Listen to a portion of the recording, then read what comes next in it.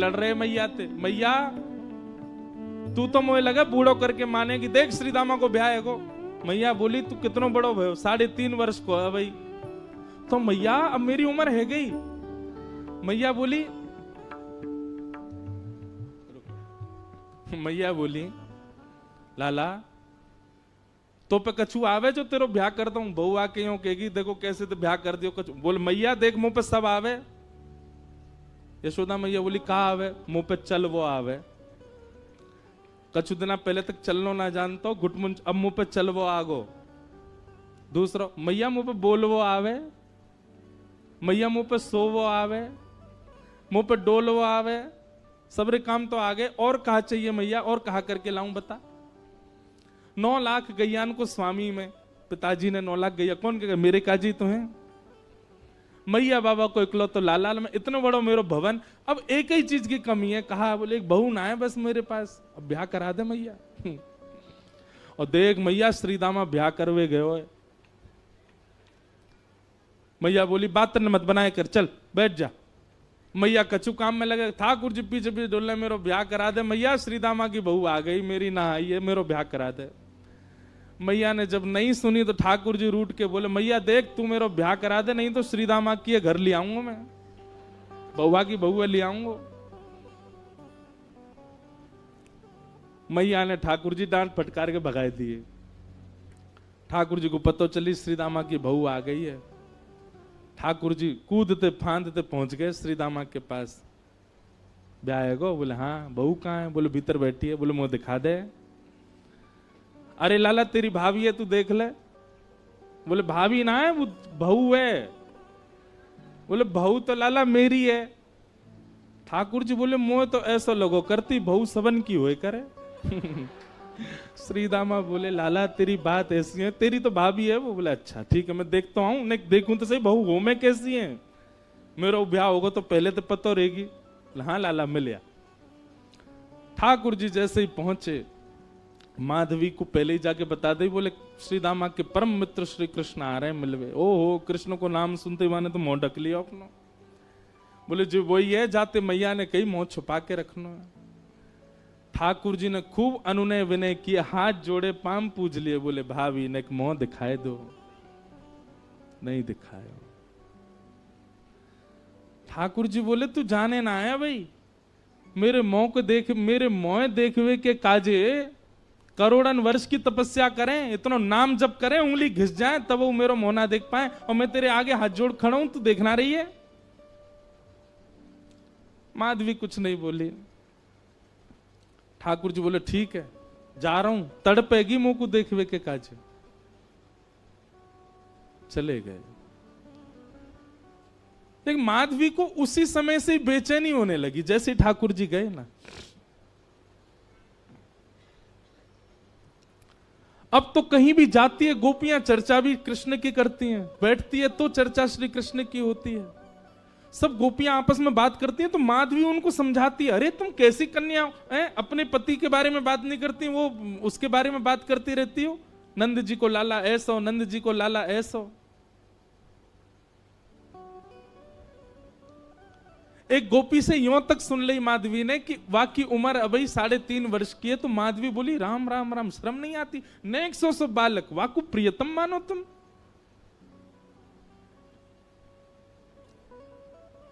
एक दिन माधवी जल भरने के लिए गई यमुना जी, और यमुना जी पर जल की गागर जैसे ही भरी, सब गोपी तो अपने अपनी जल ले ले करके वहां से चली गई। माधवी थोड़ी विलंब से पहुंची, अकेली जैसे जल की घागर भर के उठान लगी सो उठे नहीं, ऐसी भारी। अब इत को देखे कि कोई आ जाए, आकर के नेक ऊंचाई दे, आकू मेरे मूड पर धर दे, सिर पर तुम्हें ले जाऊं। खूब प्रयास किया लेकिन कोई दिखो नहीं दूर दूर तक। तभी नंद नंदन बांकी अदा से चलते भय वहां पहुंच गए। यहां पाम धरे वहां पाम धरे, मटकते भय नैन के सैन चलाते हुए। सैन मतलब जाने ना, याते के सैन। ठाकुर जी ऐसे चलाते रहे अपने बौन ने, सीधे ना रखें, सब जगह ते टेढ़े हैं, कछु ना कछु करते रहे। मतलब रात में सोते कैसे होंगे, वहां सीधे नहीं सोते होंगे, यशोदा मैया नंद बाबा पे चढ़ जाते होंगे, कोई काम सीधो ना करें। ठाकुर जी हमारे कानों हिला लेते होंगे, नाकों हिला लेते होंगे, का करें पतो ना। पहुंच गए। माधवी ने ठाकुर जी को देखो तो हो ना हो, लेकिन जैसे श्याम वरण श्री श्याम सुंदर सामने से आ रहे हैं, सो माधवी बोली, ओ लाला इतकुआ ने कहियो, नेक मेरी मटकी उचाए दे, मूड़े धरवा दे, फिर चलो जइयो। ठाकुर जी ज्यों ज्यों पास आते जाएं, माधवी को त्यों त्यों लगे तो सही कि यह बालक में कछु तो अद्भुतता है, लेकिन वाय ना पता है कि ये श्याम सुंदरी माँ ने कभी देखे ही नहीं। नेक देखे और फिर कछु काम करने लगे, लेकिन काम वाकई स्थिति ऐसी है गई कि वो और चीजन में को मन लगे नहीं रहो, वाकई नेत्र अपने आप फिर रहे हैं। एक बात याद रखना बंधुओं, ठाकुर जी ने जादना अनुभव करा दियो, इंद्रिय अपने वश में नहीं रहेंगी। आपके हाथ, आपके पाम, आपके कान, आपके नेत्र, आपकी जीव, आपकी नासिका, ये समस्त इंद्रियां, बुद्धि, मन सब हमारे वश में है। लेकिन जादना ठाकुर जी को नेक देर को भी साक्षात्कार भयो, सब ठाकुर जी को है जाएगा।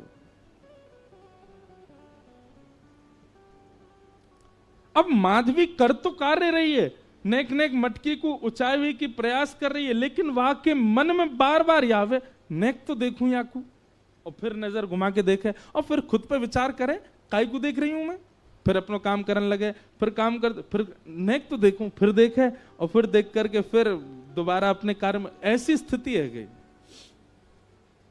माधवी ने झटपट नेत्र बंद ही कर लिए, बोले देखूंगी ही ना। पता ना क्यों इतना आकर्षण है रो। ठाकुर जी आ गए। माधवी नेत्र बंद करके, लाला नेक ऊंचाई दियो, मटकी ऊंचाई दे, उठवाए दे। ठाकुर जी बोले, मेरे छोटे छोटे से हाथ मैं कैसे उठवाऊंगा। अब माधवी की स्थिति ऐसी कि रूप नहीं देख रही है, नेत्र बंद करके बैठी, पर ठाकुर जी का स्वर ऐसा लगा कि वो स्वर सुनते ही माधवी के चित्त में मानो कंपन जैसा हो गया। मैं एक बात कहा करता हूं कि आप नेत्रों से यदि बचना चाहो तो नेत्र बंद कर लो, ठाकुर जी को मत देखो, तो वो स्वर ऐसा बोल देंगे कि कानते उनके है जाओगे। कानन में रुई लगा लो, नेत्रन से देखेंगे नहीं, कान से सुनेंगे नहीं, तो उनके तन की सुगंधी ऐसी आवेगी कि वहां से उनके है जाओगे। नासिका बंद कर लो, आंख बंद कर लो, कान छुपाए लो। बोले अब ठाकुर जी कैसे होंगे। अपनी एक कनिष्ठ उंगली से ठाकुर जी आपके हाथ को छू देंगे, बस वह स्पर्श से उनके है जाओगे। कब तक बचोगे। आपकी इच्छा है तो सर्वांगीण इंद्रियां लगा दो, तो ठाकुर जी के नहीं हो पाओगे। ठाकुर जी की इच्छा है गई तो वो आपकी एक भाव से आपको खींच लेंगे। माधवी ने नेत्र तो बंद कर लिए, लेकिन स्वर ऐसा बोलो कि अब पलक अपने वश में नहीं है, अपनी स्थिति में नहीं है, खुल गई अपने आप और देख लिए श्याम सुंदर। ऐसो मधुर मुस्कान, ऐसे नेत्र, ऐसी नासिका, आहा कहां कहें रूप की सीमा। लेकिन तुरंत माधवी बोले, हाँ लाला ऊंचाए दे। माधवी ने नेक हाथ लगायो। अब ठाकुर जी मटकी उचान लगे तो उचाते ही कहा भयो, अब नेक से ठाकुर जी, माधवी तो खूब बड़ी, तो ठाकुर जी को हाथ जहां तक जाएगा वहीं तक तो ऊंचाएंगे। लेकिन स्थिति कहा भाई, उचाते उचाते उचाते उचाते ठाकुर जी लंबे हैं लगे, और इतने लंबे है गए कि उचाते भय माधवी के बिल्कुल सामने ही आ गए, बिल्कुल नेत्रन के सामने ही आ गए। माधवी ने जब रूप देखो, गाढ़ करके ठाकुर जी माधवी को देख रहे हैं, माधवी ठाकुर जी को देख रही है।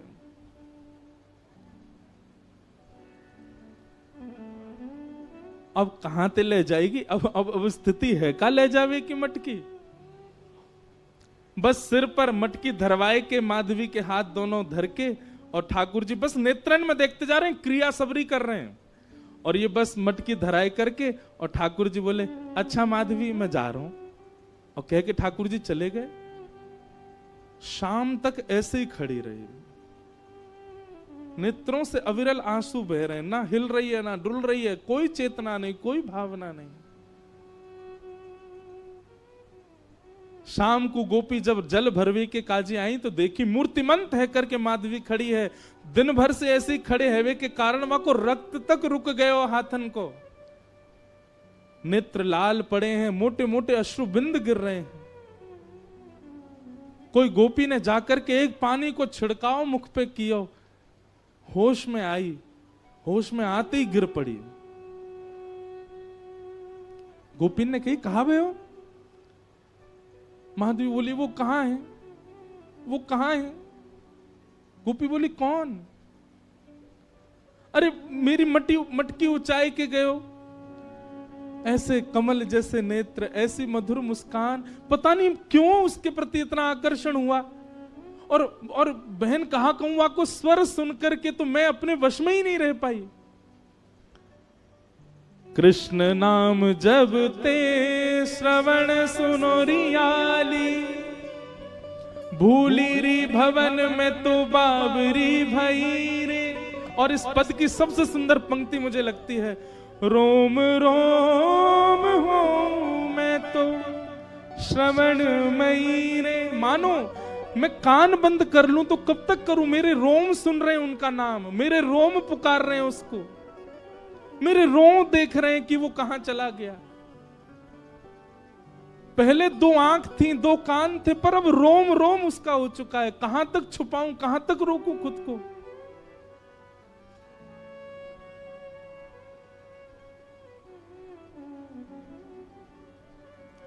इसी भाव को चतुर्भुज दास जी कह रहे हैं, जुवती जनमन फंदना अंबुज नयन विशाल। ठाकुर जी को स्वरूप कैसा है? बोले एक क्षण के लिए दिखेगा, लेकिन वो एक क्षण के दिखवे के बाद में ऐसी स्थिति कर जाएंगे आपकी, कुछ नहीं कर पाओगे। पहले ही भैया कल ही चेतावनी दे चुका हूं मैं ये चेतावनी केवल आपको नहीं, खुद को भी दे रहा हूं। ज्यों ज्यों रस बढ़े, ज्यों ज्यों कथा में भाव बढ़े, मैं खुद को भी चेतावित करूं कि अरे भाई नेक रुक जा, नेक डट जा, ज्यादा मत जा। क्योंकि गोपी की स्थिति, हम बात करने तो बैठ गए गोपियों की, पर उस स्थिति में जाना कोई खतरे से खाली नहीं है। संसार के लिए खतरा है वो, आप कोई के नहीं रह पाओगे फिर।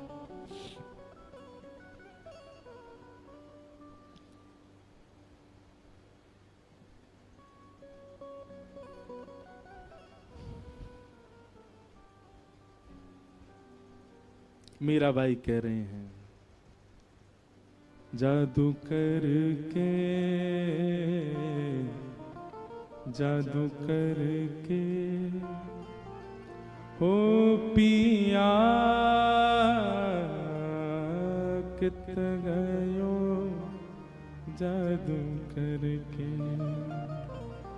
जादू करके,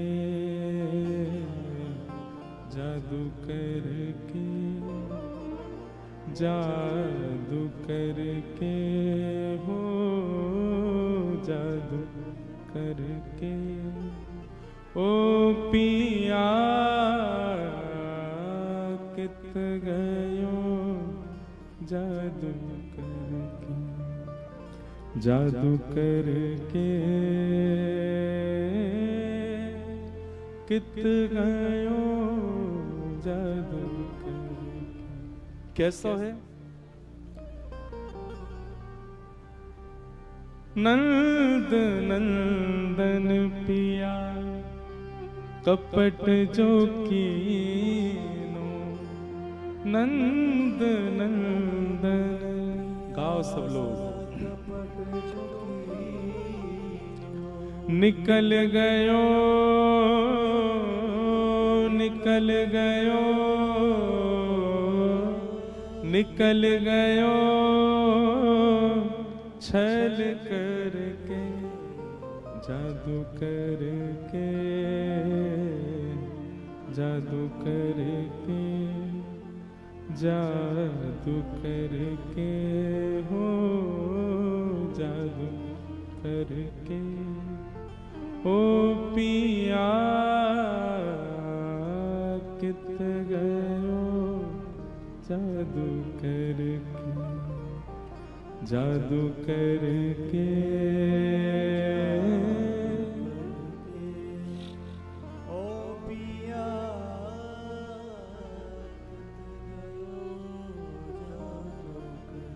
मोर मुकुट पीतांबर सोहे, मोर मुकुट पीतांबर सोहे, मोर मुकुट पीतांबर सोहे, मोर मुकुट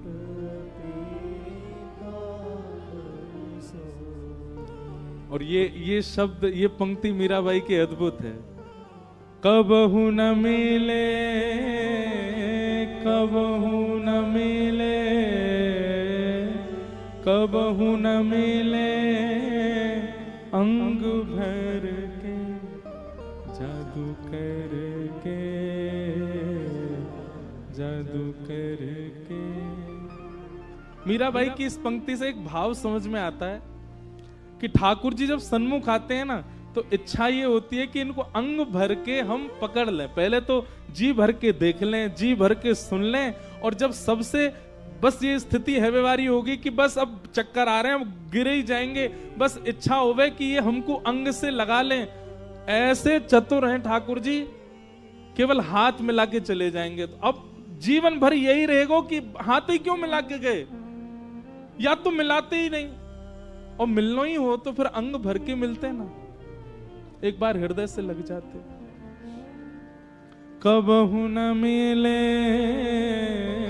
कबहू न मिले,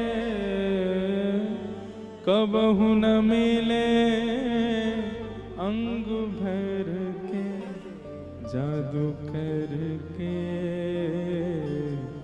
जादू करके, जादू करके हो, जादू करके।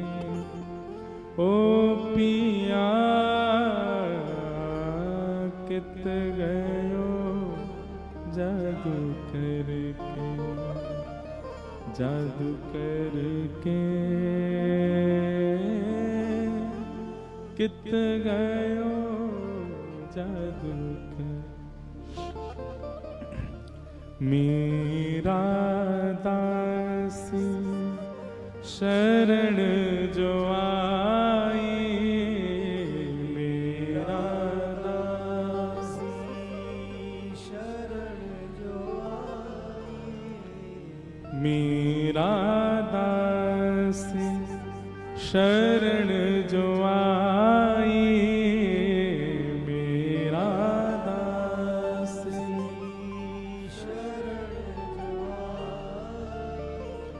मेरा दासी शरण जो आई, मेरा दासी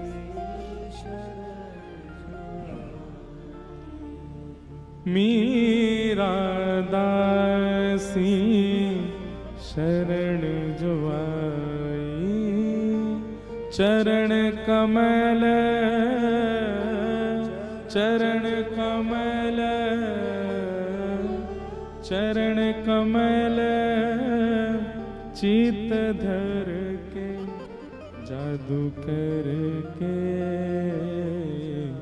जादू करके, जादू करके हो, जादू करके हो पिया